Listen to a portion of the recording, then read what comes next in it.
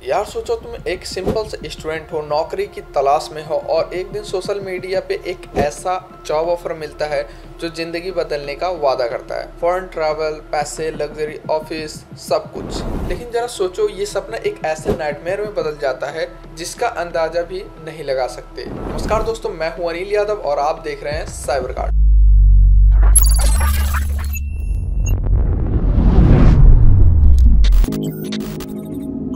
आज की स्टोरी एक ऐसे खौफनाक रियलिटी है जो आपकी नींद उड़ा देगी। 2024 और 25 की सबसे बड़ी cyber crime news. Hundreds of Indian youths, खासकर आंध्र प्रदेश के विशाखापट्टनम से फेक जॉब ऑफर्स के चक्कर में साउथ ईस्ट एशिया में फंस गए, जहां उन्हें साइबर स्कैम करने पे मजबूर किया गया, वो भी जान के खतरे के साथ। ये सपना जॉब का नहीं था, ये एक ट्रैप था, एक कैद थी। सोचो एक रैंडम व्हाट्सएप या फेसबुक ग्रुप में कोई एडम या सनी मैसेज करता है, data entry job in Thailand, ₹1 lakh salary, flight, stay सब फ्री।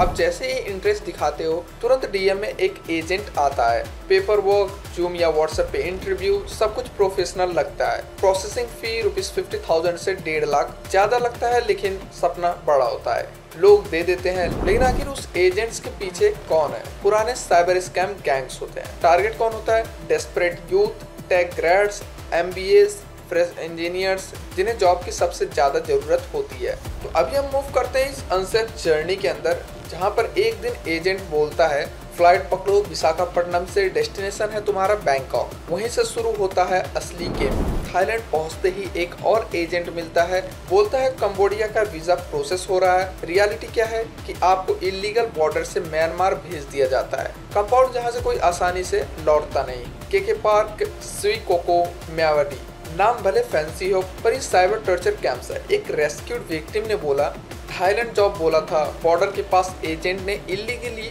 म्यांमार भेज दिया और पासपोर्ट के साथ साथ फोन भी ले लिया। मतलब जितने मटेरियल्स होते थे वो सब ले लिया और हम बस वहाँ पर आइटम्स बन गए। और इस स्कैम कंपाउंड्स की रियलिटी जानते हैं आप। बाहर से ये बिल्डिंग्स बड़े पॉश दिखते हैं, बड़े फैंसी दिखते हैं, अंदर जाओ तो सर्द हवा, लॉक्ड डोर्स, आर्म्ड गार्ड्स और एक जिंदा कैद। अंदर जाते ही सब छीन लिया जाता है, पासपोर्ट, फोन, आज़ादी। आप एक प्रोडक्ट बन जाते हो, लिटरली बेचा जाता है चाइनीज या म्यांमार के गैंगस्टर्स को। $3,500 से लेकर $5,000 पर हेड। फिर शुरू होता है force cyber scam work, crypto frauds, WhatsApp investment scam, pig butchering, social engineering. Target पूरा ना करो तो मारते हैं, स्टारवेशन, टॉर्चर, इलेक्ट्रिक शॉक्स, कुछ भी हो सकता है। एक विक्टिम ने बोला एक दिन की स्कैम अर्निंग का सिर्फ 1% मिलता था, बाकी सब गैंगस्टर्स ले जाते थे।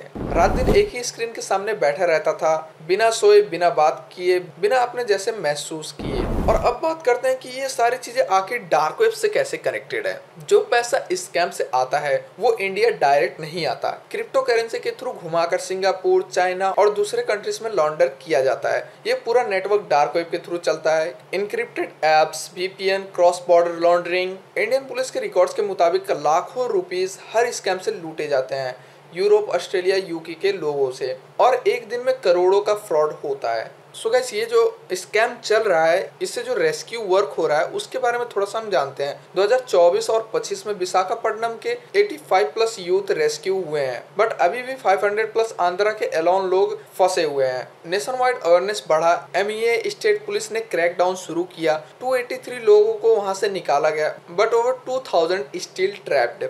सबसे दर्दनाक पार्ट, कुछ फैमिलीज ने रैंसम दे के बच्चों को वापस बुलाया, लेकिन जो वापस आए वो पुराने इंसान नहीं रहे। Mental trauma, trust issues, depression and hunting silence. Doctor से लेकर सॉफ्टवेयर इंजीनियर तक सबने वही टॉर्चर झेला है। So guys, let's hear from some of the victim themselves. उनकी कहानी राहुल फ्रॉम गोपालपट्टनम शेयर्स। मैं व्हाट्सएप पे एक वीडियो इंटरव्यू में गया था, सब कुछ ठीक लगा। बैंकॉक पहुंचा तो सब बदल गया, पासपोर्ट छीन लिया गया और म्यांमार भेज दिया गया। 4 महीने तक एक लॉक्ड रूम में बंद था, दिन रात स्कैम करवाया।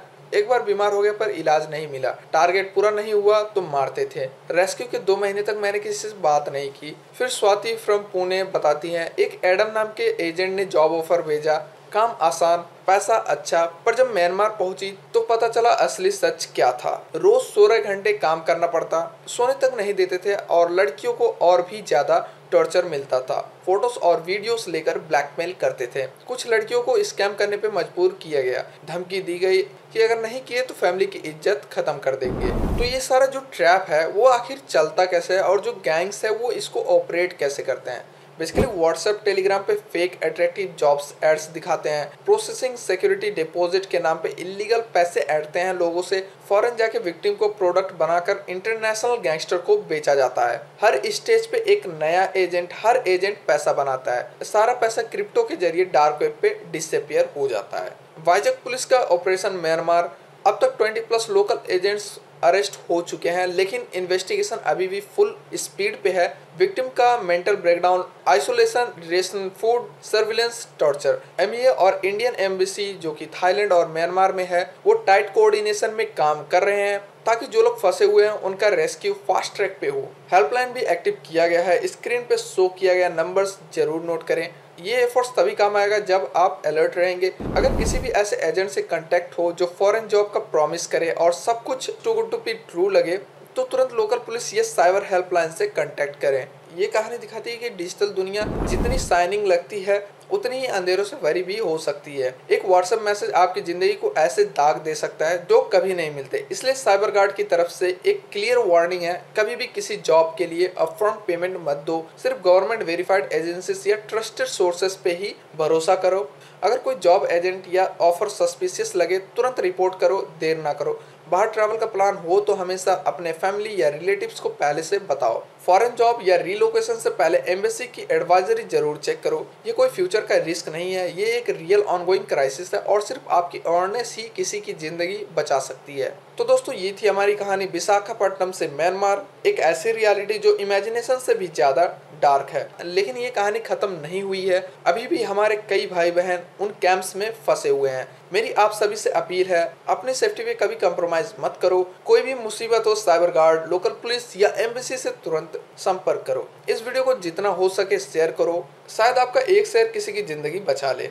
लाइक करो, सब्सक्राइब करो और कमेंट में बताओ क्या आप कभी ऐसे किसी जॉब ऑफर के कांटेक्ट में आए हो। नेक्स्ट एक्सपोज किस पे चाहिए साइबर गार्ड पे, वॉइस दो, हम आवाज उठाएंगे।